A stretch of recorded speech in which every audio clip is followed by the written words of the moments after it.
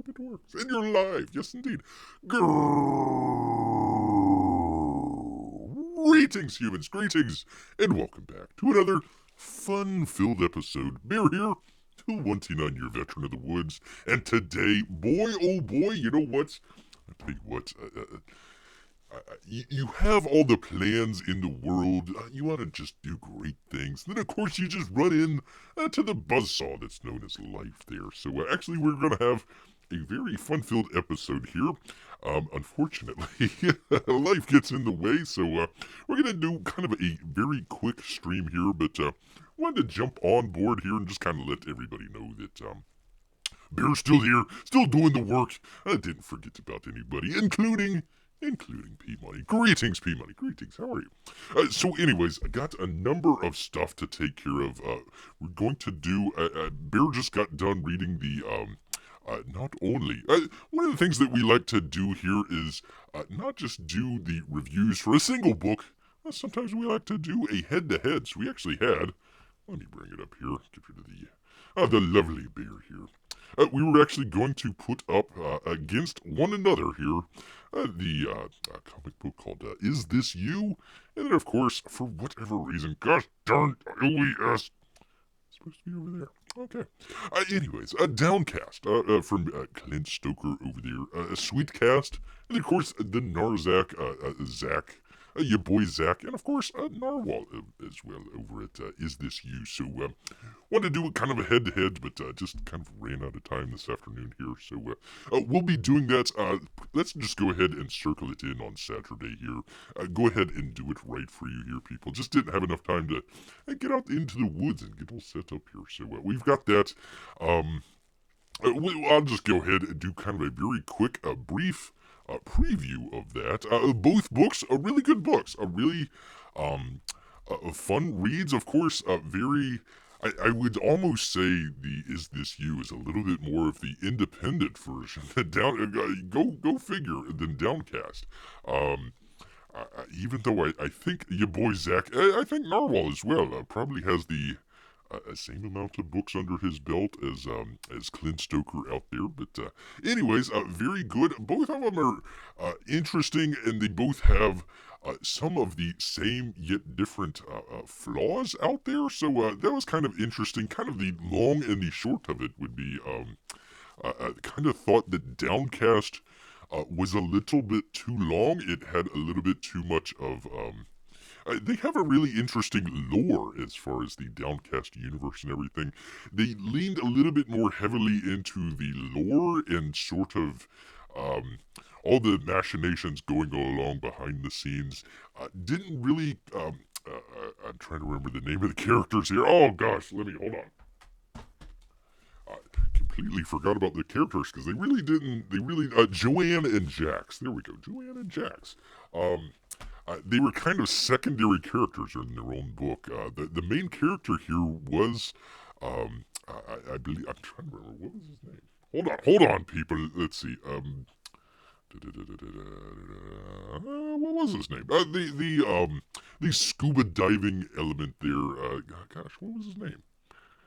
I can't find it. I can't find it here right away. But anyways, the underwater fella there. Very interesting. It kind of, one of the very things that's really hard to do is come up with a great villain out there. A lot of times it's either kind of understated or it's very much overstated. You have your mustache twirling, snidly white... Wait, how do you pronounce this name? Snidly Whiplash type villain, kind of twirling the mustache and throwing the ladies on the railroad tracks there.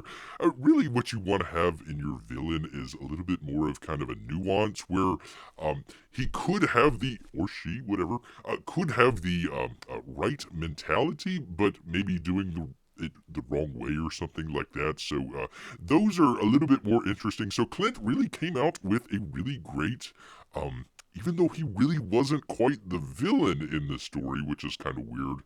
We'll talk a little bit about that the next time here. But yeah, really great villain that he had, although it didn't really, he wasn't really used that well. I thought that the Downcast universe has a a sort of city that's floating. So I thought that would have been a really neat sort of dichotomy between the sort of floating city and then you have your guy underneath the waves there. I thought that would be kind of interesting there.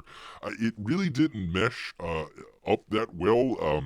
They suppose they were kind of sort of I guess frenemies for a little bit. They were enemies, and then they became friends, and then it kind of started to split away. There was some sort of backroom dealing from some of the other characters there. They were kind of putting our main characters against each other with the villain here. I thought that was really neat, but it needed to be a sort of simple story. They kind of leaned a little bit more onto the lore, and it sort of got a little bit more kind of sidetracked with some of that stuff. When really you just wanted to have your main characters battling your villain and kind of see how it played out there. So I felt Downcast was a little long. Is This You kind of had the opposite problem. Is This You, very good book. It deals with the character up there, up at the top there. His name's Alistair. He's a immortal being. It doesn't really say whether he was from beyond the earth or something like that, but an immortal being, somewhat a celebrity type immortal out there. Anyways, comes to find out that poor Alistair had to deal with the mid 20th century Central European superpower out there. Yes, indeed, our good friends, the Germans over there. So it was kind of a hit job. He was going on to sort of like an Oprah type show, and they came out with some pictures, some incriminating pictures against poor Alistair there, and it was a story of an immortal that was canceled in cancel culture. So I thought that was it felt a very personal story for Richard Meyer out there. Your boy Zach, I felt it was very personal for him as far as what he was going through and everything. But unfortunately, it was a great setup. But the punchline, as it were, was very short. It had a very good first act, a sort of shorter second act, and if you want to call it a third act, it was very, very, very short. Basically, spoiler alerts, everybody who did me wrong must die. So, very kind of, I guess, cathartic, but at the same time kind of short at the same time. So I wish there was a little bit more. They were going to go into the woods and just kind of hide out until humanity kind of passed away. I thought that they could have used a little bit more of that, maybe add a little bit more into that third act. It felt like it ended a little bit abruptly. I felt like that there should have been 5, maybe 6 more pages to it or something like that, just to kind of conclude it out. She kind of had the opposite problem of Downcast, but a very good book. Both of them really good. The only thing that Bear would say is This You should have been in color. Narwhal does some really great colors. Unfortunately, the cover is the only thing that you're going to see in color. The rest of the book is in black and white. It really needed to have a more of a color palette to it. I think they kind of not necessarily rushed. This wasn't a rush job or anything like that, but they opened the campaign, had it running for a very short time, closed the campaign up, and then it pretty much shipped to people very quickly. I mean, I want to say he had a deadline of March, and I think he got it done pretty much in February, except for maybe a couple here or there people. So, very quick turnaround, but I think that kind of hurt them in the end. It might have needed another draft and maybe a little bit extra, and of course, colored as well. So, anyways, if you want to see Bear's Choice, you're gonna have to tune in on Saturday because we're just doing a quick stream here. Yes, indeed. Let's see. Fight, fight, fight. Fight indeed. Let's see. Your boy and Sweet are battling out. Yes, indeed. Oh, Rat Boy. Good to see you here. Good to have Rat Boy here. Let's see. Downcast cover. It looks like Bioshock. Yeah. Meets Celestial from Marvel. That was. Gosh, who did the cover on this one? Let's see. Oh, it doesn't say. It doesn't say. I thought that they would have a title page in here. Let's see. It doesn't say who did the cover. Matthew Weldon did the other cover, and it looks really good. It looks really good. Beer ended up getting this cover. It looked pretty cool, but yeah, I can see what you're saying there, Rat Boy. Very interesting. Oh, by the way, actually, it is very it doesn't show up here. One of the reasons that Bear wanted to show it on camera, it's actually got kind of a sort of foil to it. So you see where Joanna, the character there, is kind of coming towards the frame. It's got sort of the sort of, I don't know, metal balls that she's shooting out there. They're kind of in a sort of reflective foil there. So the cover actually really, if you get it in some light, and actually I'm pretty sure the interior pages as well. It's not as much, but it's got kind of a reflection to it. So yeah, they really went out on the cover and the interior pages and stuff like that. It's very premium quality. I tell you what, the Downcast is. So yeah, very cool cover. A little bit. I'm a little bit partial to Matthew Weldon out there, but yeah, very cool. Very cool. P Money says, while they battle, instead of screaming Jerry, Jerry, Jerry, or Jerry Springer, Jerry, Jerry, Jerry, I'll be screaming barely, barely. Barely, yes, indeed.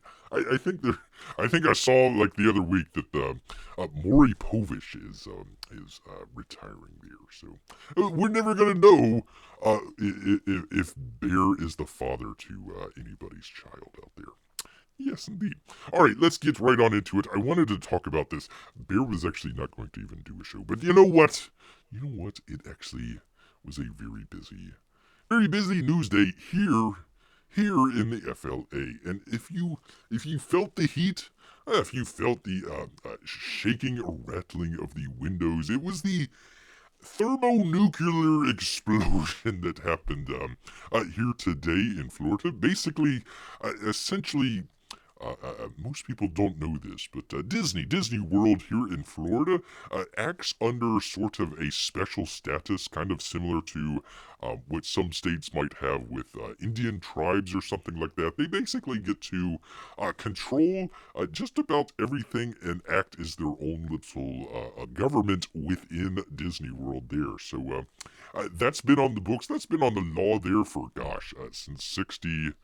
I want to say 62, 65, something like that. The mid to early 60s there.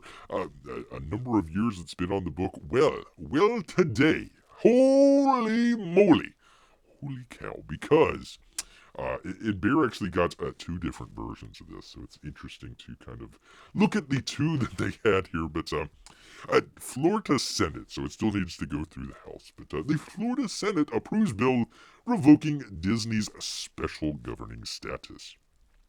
And this comes from Just the News, and let's see, Madeline Hubbard. Hubbard indeed, yes indeed. She says, the Florida Senate on Wednesday passed a bill removing Disney's self-governing and tax status after the company criticized Florida's parental rights bill. The bill passed, 23-16 during a special session that Florida Republican Governor Ron DeSantis called. The legislation now heads to the Republican-controlled Florida House. I think that's where the rubber is going to meet the road there as far as a lot of the lobbying that goes on.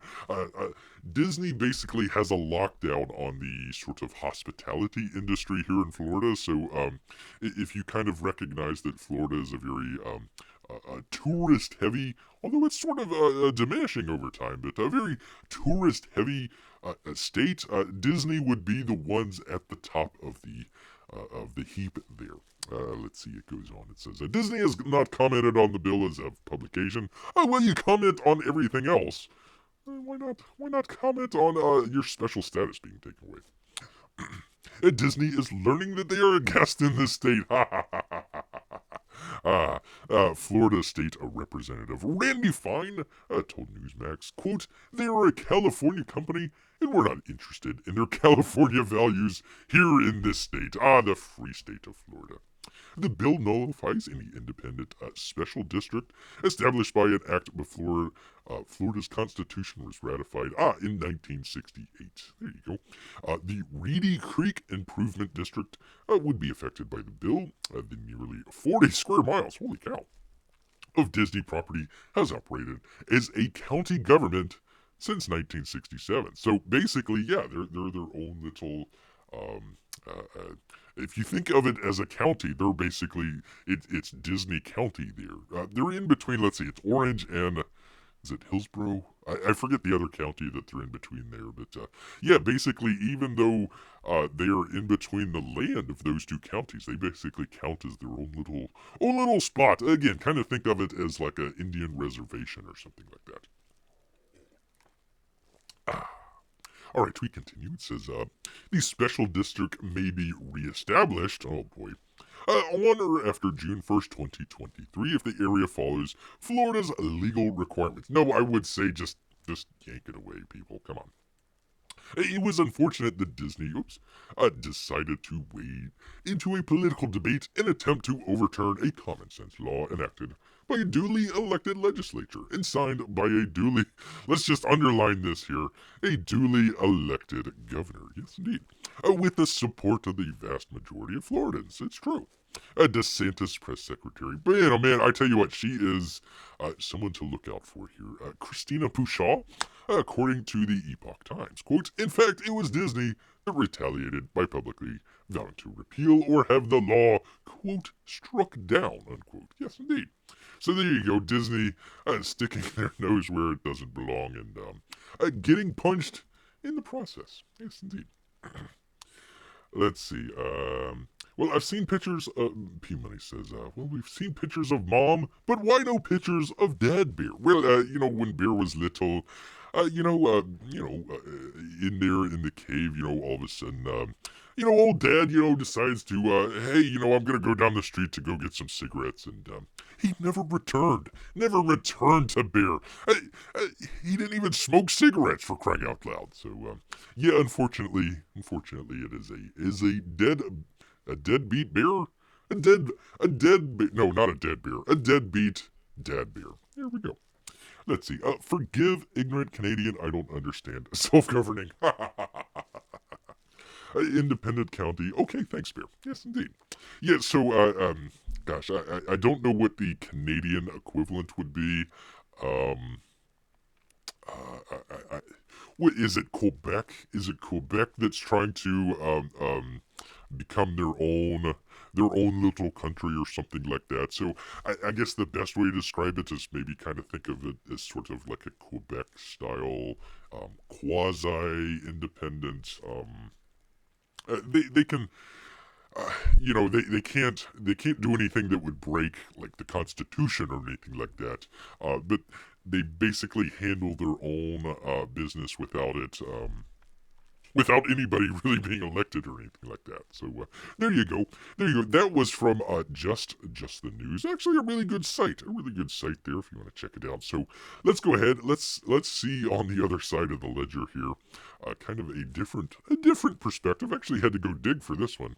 Our good friends at Deadline here.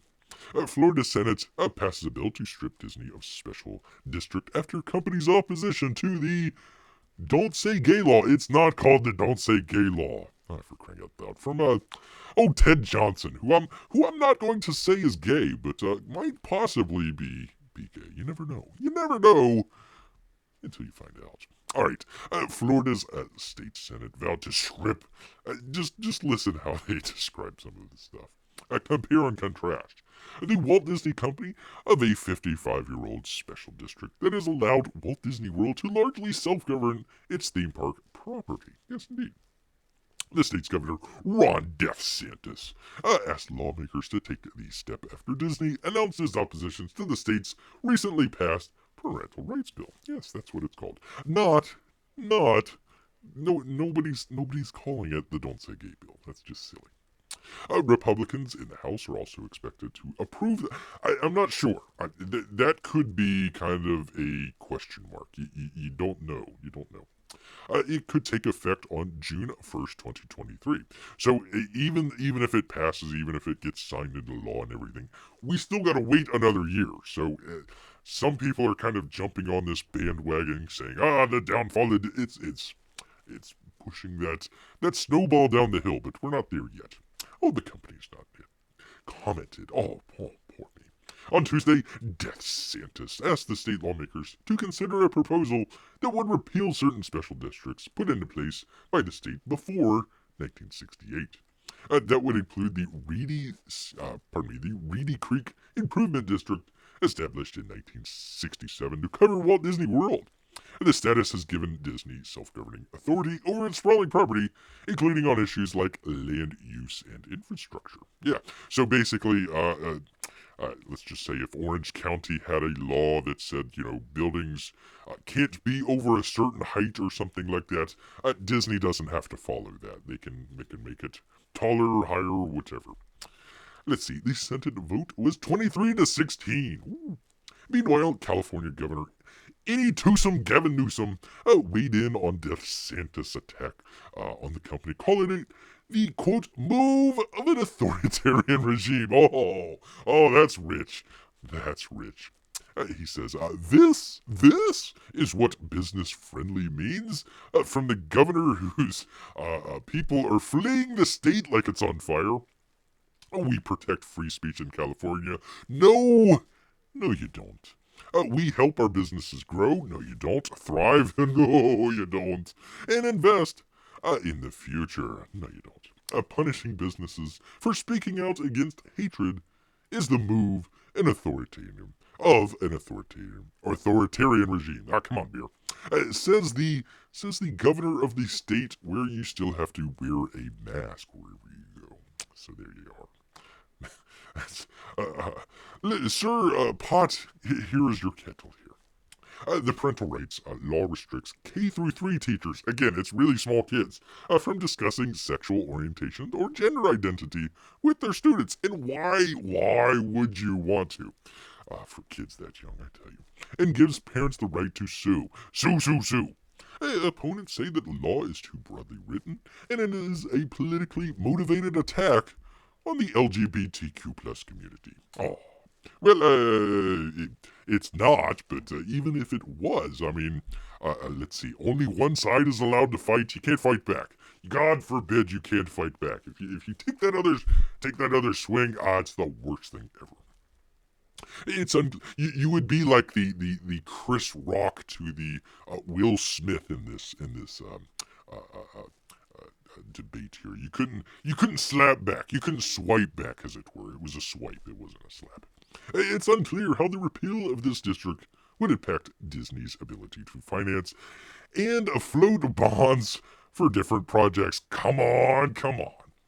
As well as which county would have jurisdiction over the property. I think they're split between 2 counties. And would inherent debt That's not true, Deadline. That's completely false. You wouldn't be inheriting the debt of Disney. That's bullcrap. You're a bunch of liars, Deadline. Bunch of liars. In the Senate debate over the repeal, one of its co-sponsors, Senator Jennifer Bradley, said the legislation gives lawmakers more say over what's going on in a geographic area. Quote, the districts that are affected have not had any legislative oversight in 50 years, she said. 5 other special districts in the state, I don't even recall what the other ones are, would be affected, but Reedy Creek is the most prominent.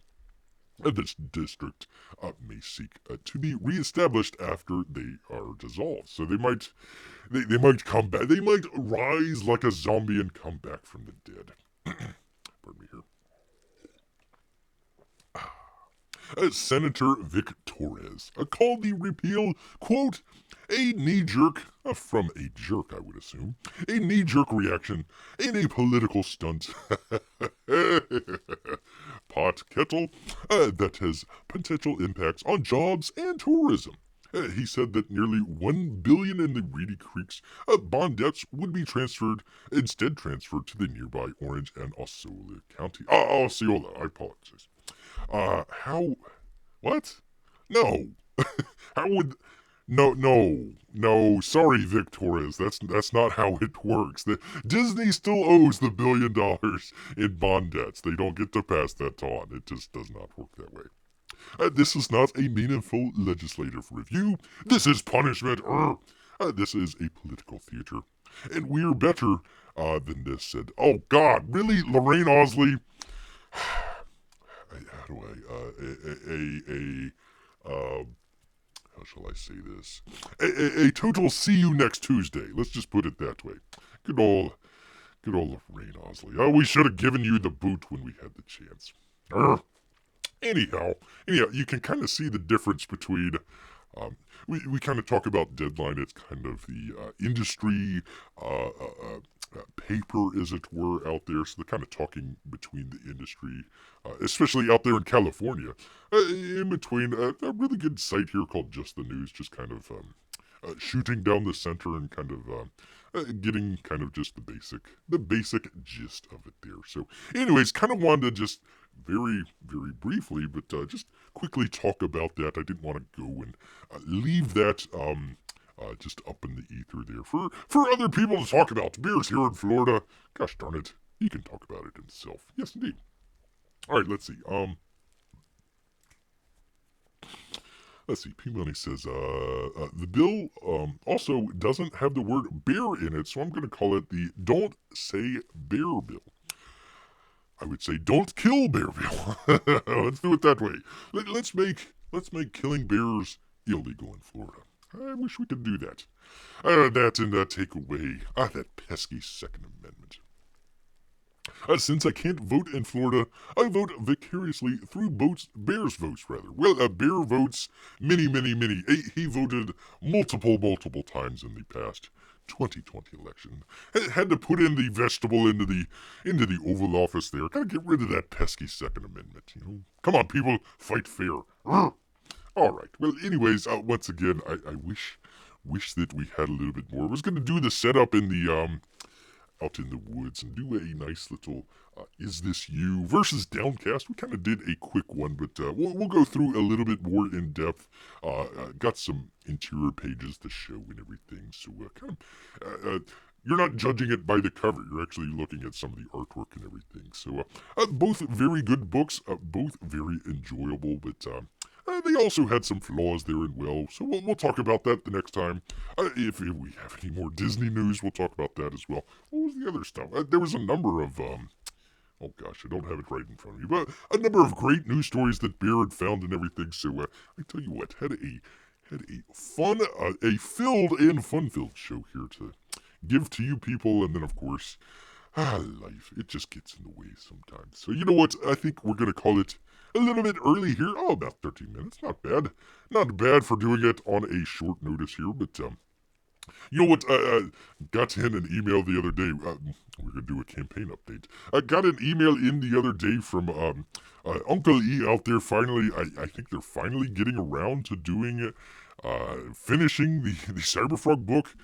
I went online right before we went on here, and the previous update was back in December, so December, November, right around that area. So man, oh man, it's been taking forever for that book to come out. So yeah, anyways, Bear doesn't do the 3-hour long, you know, Castro length shows or anything like that, but this will be shorter than all the rest out there. So once again, thank you everybody for showing up. We appreciate Ratboy for stopping by, P Money as always, and of course our lurkers and Russian bots too. But you know what?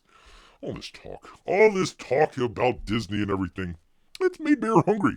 So he's gonna head back into the woods. So until next time, people, hopefully Saturday, we'll see you then. Take care, everybody. Grrrr.